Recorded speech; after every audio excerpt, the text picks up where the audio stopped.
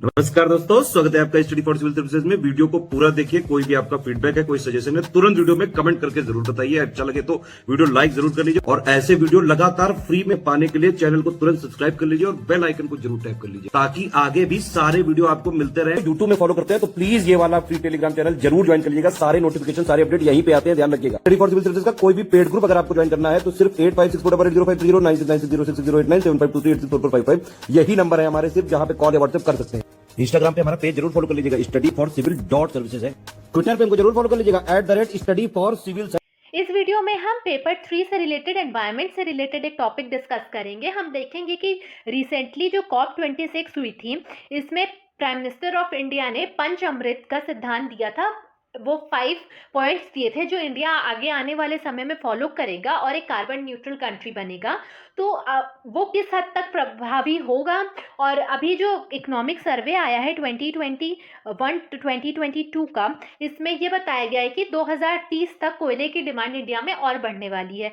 तो ये जो पंच अमृत हैं, ये किस तरीके से काम कर पाएंगे एक बढ़ती डिमांड के साथ कोयले की, तो ये हम आगे बढ़ते हैं। चलिए और क्वेश्चन के फॉर्म में देखते हैं, इस पूरे टॉपिक को समझते हैं। क्वेश्चन कह रहा है, as per the economic survey of India 2021-22 coal demand in India will be 1.5 billion ton by 2030. How India is going to fulfill the promise of zero carbon emission by 2070 made by Prime Minister in recent COP26 held in Glasgow. आर्थिक सर्वेक्षण भारत के 2021-22 के अनुसार भारत में 2030 तक 1.5 billion ton कोयले की मांग होगी। भारत 2070 तक शून्य कार्बन उत्सर्जन के वादे को कैसे पूरा करेगा, जो हाल ही में ग्लासगो में आयोजित COP26 में प्रधानमंत्री द्वारा किया गया था। हम आगे बढ़ते हैं। हम बताएंगे कि in the recently held COP26 India ने टारगेट सेट किया है achieving carbon neutrality by 2017। Greenhouse gas उत्सर्जन को शून्य करने का टारगेट सेट किया है 2070 तक के लिए, और कार्बन तटस्थता यानी कार्बन न्यूट्रलिटी प्राप्त करने का टारगेट लक्ष्य रखा है 2070 तक।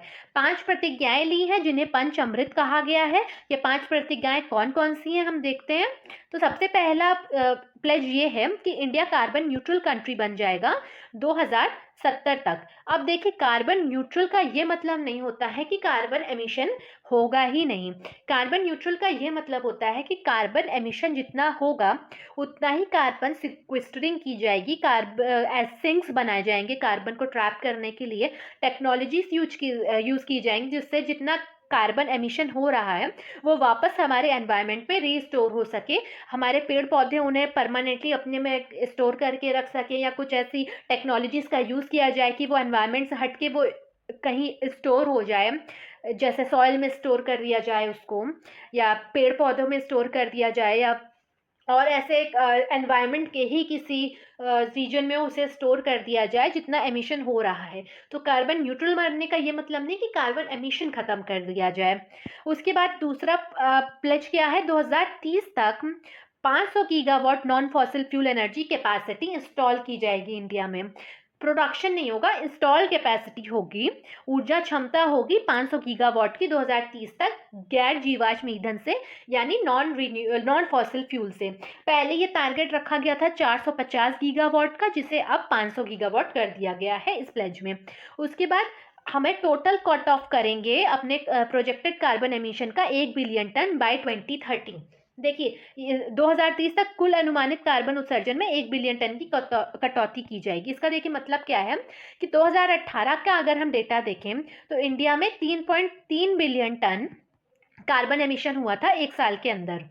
और अगर हम ये मान के चले कि जैसे जैसे इंडस्ट्रियलाइजेशन बढ़ रहा है, इंडिया की इकॉनमी ग्रो कर रही है, तो on an average 4 billion ton per year का एमिशन होता है इंडिया में। तो अगर इसे हम 2018 से 2030 तक काउंट करें तो करीब 35 से 40 की रेंज में एमिशन होता है, 35 से 40 बिलियन टन। तो जो 35 से 40 बिलियन टन एमिशन होने वाला था, इसमें से 1 बिलियन टन कम किया जाएगा, 1 बिलियन टन को कंट्रोल किया जाएगा, इसका ये मतलब हुआ। फिर हमारा चौथा प्लेज क्या है कि हम डिक्रीज करेंगे अपनी कार्बन इंटेंसिटी को 45% तक। अर्थव्यवस्था की कार्बन इंटेंसिटी या कार्बन तीव्रता को 45% से कम करने का प्लेज लिया गया है। फिर उसके बाद 50% एनर्जी रिक्वायरमेंट जो है वो रीन्यूएबल एनर्जी सोर्सेज से या अक्षय ऊर्जा स्रोतों से बनाई जाएगी। 50% ऊर्जा आवश्यकता पूरी की जाएगी 2030 तक। पहले ये 40% था, इसको अभी बढ़ा करके 2030 तक 50% कर दिया गया। और ये कार्बन इंटेंसिटी जो कम की जाएगी, पहले ये 33% रखी गई थी, अब इसे 45% का लक्ष्य रख दिया गया है। अब हम आगे बढ़ेंगे, हम बताएंगे but the data of economic survey 2021-22 क्या कहता है कि despite the push given to the renewable energy sector, अक्षय ऊर्जा क्षेत्र को दिए गए बढ़ावे के बावजूद देश में कोयले की मांग 955.26 मिलियन टन जो अभी है उससे 63% बढ़ जाएगी 2030 तक, और ये 1.3 से 1.5 बिलियन टन तक हो जाएगी, जो ultimately what is going to result in increased carbon emission, जो कार्बन उत्सर्जन में वृद्धि ही करेगा। जबकि दूसरे साइड हमारा जो COP26 में ये लक्ष्य रखा गया है कि हम कार्बन एमिशन कम करेंगे, और इकोनॉमिक सर्वे कह रहा है कि कार्बन एमिशन बढ़ जाएगा। तो अब ये दोनों चीज़ें कैसे टैकल की जाए, तो चलिए आगे देखते हैं। रीजन क्या क्या है कि क्यों कोल की डिमांड बढ़ने वाली। देखिए, इंडिया जैसे जैसे ग्रो कर रहा है, इंडिया ग्रोइंग इकोनॉमी है, उसी तरीके से स्टील इंडस्ट्री, आयरन इंडस्ट्री बढ़ती जा रही है और फ्लरिश कर रही है। पर ये इंडस्ट्रीज चलती किस पे है? ये कोल एनर्जी पे चलती हैं, क्योंकि अभी इंडिया में रिन्यूएबल एनर्जी को बढ़ावा तो मिला है, पर उसके बावजूद ये इतने बड़े लेवल पे नहीं बढ़ी हैं कि ये इन्हें इंडस्ट्रियल लेवल पे यूज़ किया जा सके, इंडस्ट्रियल प्रोडक्शन इनसे किया जा सके। तो अभी ये इस तरीके से इतना बढ़ावा ही नहीं मिला है, ये इतने बड़े लेवल पे नहीं बढ़ पाई हैं। तो इंडस्ट्रीज में जो डिमांड है उसे तो कोल से ही पूरा करना पड़ेगा। तो कोल एनर्जी जो होगी, जो कि थर्मल एनर्जी होती है, कोल एनर्जी, थर्मल एनर्जी का यूज़ करके ये सेक्टर्स चल रहे हैं। तो इस वजह से जैसे जैसे इकॉनमी ग्रो करती जाएगी वैसे वैसे ये एमिशन भी बढ़ता जाएगा, क्योंकि ये इंडस्ट्रीज में प्रोडक्शन बढ़ेगा। तो एक रीज़न ये है। दूसरा है India's growing economy which is highly dependent on thermal energy. उसके बाद है कोल माइनिंग को खोल दिया गया है प्राइवेट कंपनीज के लिए। तो अब जब कोल माइनिंग होगी तो प्राइवेट सेक्टर जब उसमें एंटर करेगा तो कोल का प्रोडक्शन बढ़ेगा तो ऑब्वियसली यूजेस बढ़ेगा। तो एक रीज़न ये भी बन जाता है। उसके बाद कंसर्न्स क्या क्या है। देखिए, ग्रीन हाउस गैस एमिशन बढ़ जाएगा, जो कि लोकल पोल्यूशन करेगा। जहाँ पे कोल माइनिंग होती है, एक्सट्रैक्शन होता है उन एरियाज में, और जहाँ पे इस तरीके की इंडस्ट्री सेटअप है उस एरिया में local production, local emission carbon का ज़्यादा देखने को मिलेगा। तो ये लोकल लेवल का पोल्यूशन बढ़ेगा। दूसरा है कि कोल और लिग्नाइट बेस्ड जो थर्मल पावर प्लांट्स हैं, ये अकेले 1.3 billion of carbon dioxide produce कर सकते हैं इक्विवेलेंट पर ईयर। अब यही एक सेक्टर इतना बड़ा अमाउंट पे कार्बन एमिशन कर रहा है, तो फिर कार्बन एमिशन को घटाया कैसे जाए। फिर उसके बाद right now India is the third largest carbon emitter and has been experiencing extreme weather condition. अभी रिसेंट की रिपोर्ट्स आई हैं, उसमें इंडिया थर्ड लार्जेस्ट है। पहले दो कौन है, 1 और 2 पर कौन है, आप नीचे कमेंट सेक्शन में बताइएगा। India third largest carbon emitter है। तो ये, और अभी आने वाले टाइम में वो और ज़्यादा कार्बन एमिशन करने वाला है, और अभी प्लेज ले लिया है इंडिया ने कि अपने कार्बन एमिशन को घटाएगा। तो कैसे घटाएगा। हम आगे बढ़े और वे फॉरवर्ड देखें। इससे पहले मैं आपको बताना चाहती हूँ कि स्टडी फॉर सिविल सर्विसेज के प्री और मेंस 2022 के लिए पेड कोर्सेज स्टार्ट हो चुके हैं। आप नीचे दिए गए नंबर पे कॉल करके जानकारी ले सकते हैं इन पेड ग्रुप्स की।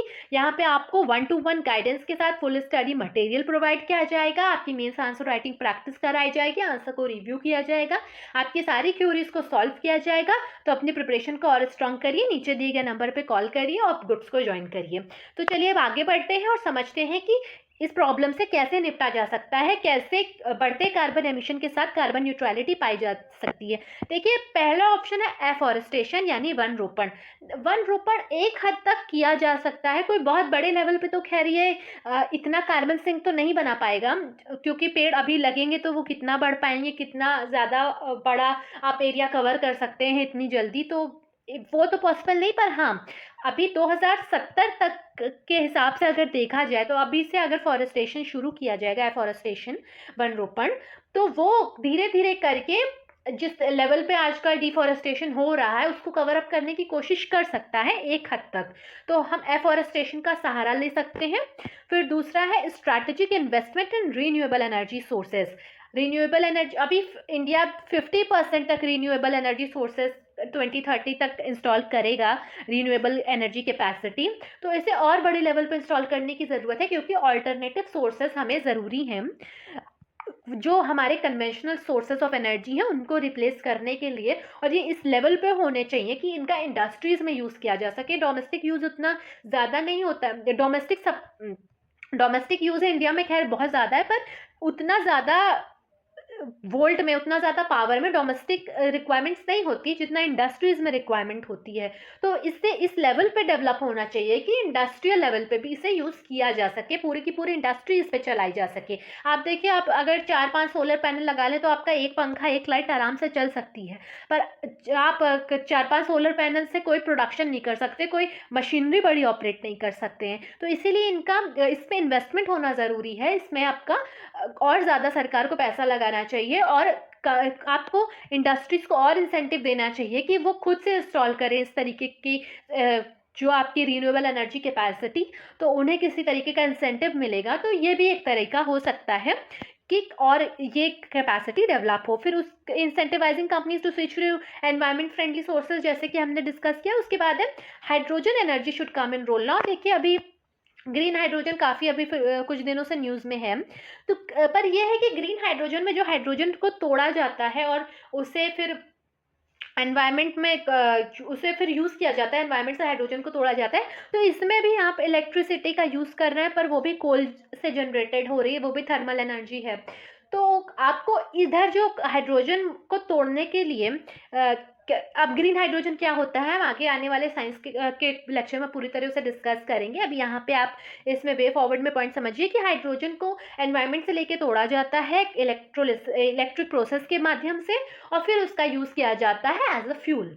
तो उस हाइड्रोजन को जो इलेक्ट्रिसिटी से ब्रेक किया जाता है, उसके लिए भी जो इलेक्ट्रिसिटी यूज़ हो रही है वो भी थर्मल इलेक्ट्रिसिटी है, थर्मल सोर्सेस से पैदा हो रही है, वो कार्बन से पैदा हो रही है। तो अब वो भी एक तरीके से रिप्लेस करने के लिए आप यूज़ तो कार्बन का ही सोर्स कर रहे हैं, तो इस सोर्स को भी आपको रिप्लेस करने की ज़रूरत है कि यहाँ पे भी आप विंड इंस्टॉल कैपेसिटीज़ यूज़ करें, आप सोलर कैपेसिटीज़ यूज़ करें, और तब आप इसे हाइड्रोजन को प्रोड्यूस करें। तो ये एक पॉइंट है। उसके बाद इलेक्ट्रिक व्हीकल्स लॉन्च होने चाहिए, पर फिर वही इलेक्ट्रिक व्हीकल के चार्जिंग के लिए भी आपको थर्मल सोर्सेज की ज़रूरत है, उसी से इलेक्ट्रिसिटी पैदा हो रही है।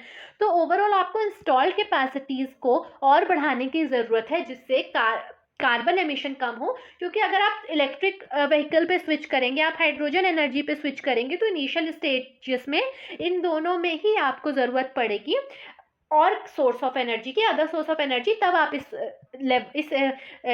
सेक्शन पे पहुंच पाएंगे।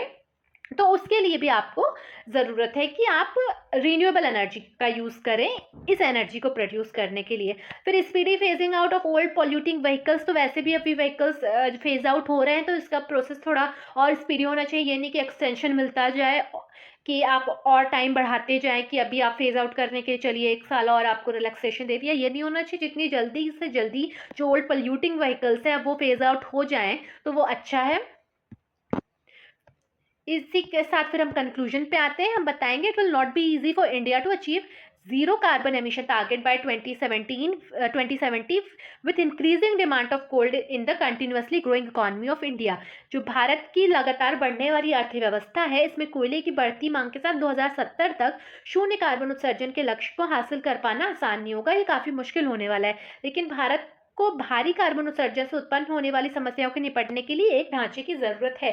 अब इंडिया इस टाइम जो एक्सट्रीम वेदर कंडीशंस फेस कर रहा है, उससे निपटने के लिए, जो क्लाइमेट क्राइसिस हो रहे हैं, इस तरीके से की चीज़ों से निपटने के लिए ज़रूरी है कि ऐसा फ्रेमवर्क लाया जाए कि ये सारे जो सोर्सेज हैं वो धीरे धीरे करके हटे, इन्हें रिप्लेस किया जाए रिन्यूएबल एनर्जी सोर्सेज से। तो ये काफ़ी ज़्यादा ज़रूरत होगी, उसके लिए एक प्रॉपर फ्रेमवर्क, एक प्रॉपर मैकेनिज्म तैयार होना चाहिए। और एक्सपर्ट्स का कहना है कि इंडिया को $1 ट्रिलियन इन्वेस्टमेंट की ज़रूरत पड़ेगी, जिससे कि वो एक स्ट्रैटेजिक पॉलिसी बना पाए और अपना टारगेट अचीव कर पाए। रिन्यूएबल एनर्जी सोर्सेज काफ़ी एक्सपेंसिव होते हैं, तो काफ़ी ज़्यादा सरकार को इस सेक्टर पे इन्वेस्ट करने की ज़रूरत है, और इन्वेस्टमेंट के बाद ही सेक्टर को बढ़ावा दिया जा सकता है। और जब आप ऐसी कैपेसिटीज़ आप बढ़ाएंगे, इंस्टॉल कैपेसिटीज़ बढ़ाएंगे, आप ऑल्टरनेटिव सोर्स प्रोवाइड करेंगे, तभी लोग उसे यूज़ करना शुरू करेंगे। क्योंकि जो चीपर सोर्स होता है चाहे इंडस्ट्रियलिस्ट हो चाहे आम पब्लिक हो, वो उसी को प्रेफर करती है। तो इस जो रिन्यूएबल एनर्जी के सोर्सेज हैं इनको भी सस्ता होना चाहिए और इन पर सब्सिडीज़ बढ़नी चाहिए और ऐसे इस पे इंसेंटिव्स मिलने चाहिए कि लोग इसे आसानी से यूज़ कर पाएँ। तो इसी के साथ हम अपना ये लेक्चर कंप्लीट करते हैं। आगे आने वाले टाइम में हम एनवायरनमेंट से रिलेटेड और भी टॉपिक्स डिस्कस करते रहेंगे, तो बने रहिएगा चैनल के साथ। मिलते हैं नेक्स्ट वीडियो में। Thank you for watching.